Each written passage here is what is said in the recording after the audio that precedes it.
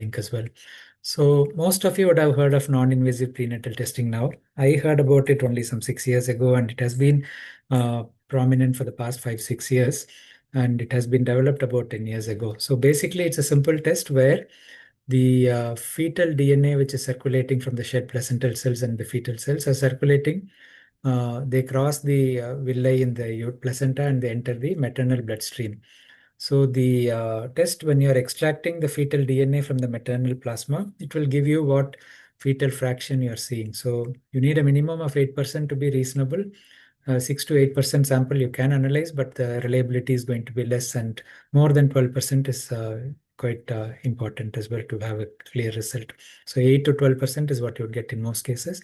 You can do it anywhere from 10 weeks of pregnancy, and you can interpret it in different ways. You have the basic one, which covers mainly the trisomies. It has a very high sensitivity for Down syndrome and specificity as well, about 98-99%.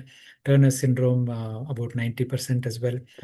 You can use it for gender identification in conditions where you have a gender link, like congenital adrenal hyperplasia or specific tests. Of course, you have pre-implantation option as well if it's a IVF pregnancy.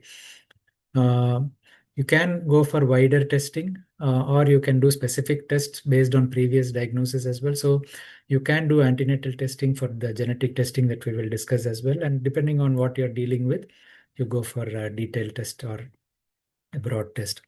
So NIPT, it's not a confirmatory test because there is always the issue with sampling, and sometimes the placenta also contributes to it. It's not always from the fetus, and you're familiar with the concept of mosaicism. So it's a screening test. You wouldn't treat on that basis. You wouldn't terminate a pregnancy on that basis, but it has made a huge difference because we can do a non-invasive test. Turnaround time is about 2 weeks.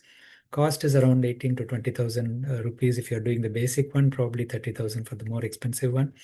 So obviously not everyone will afford, and insurance may not cover it as well.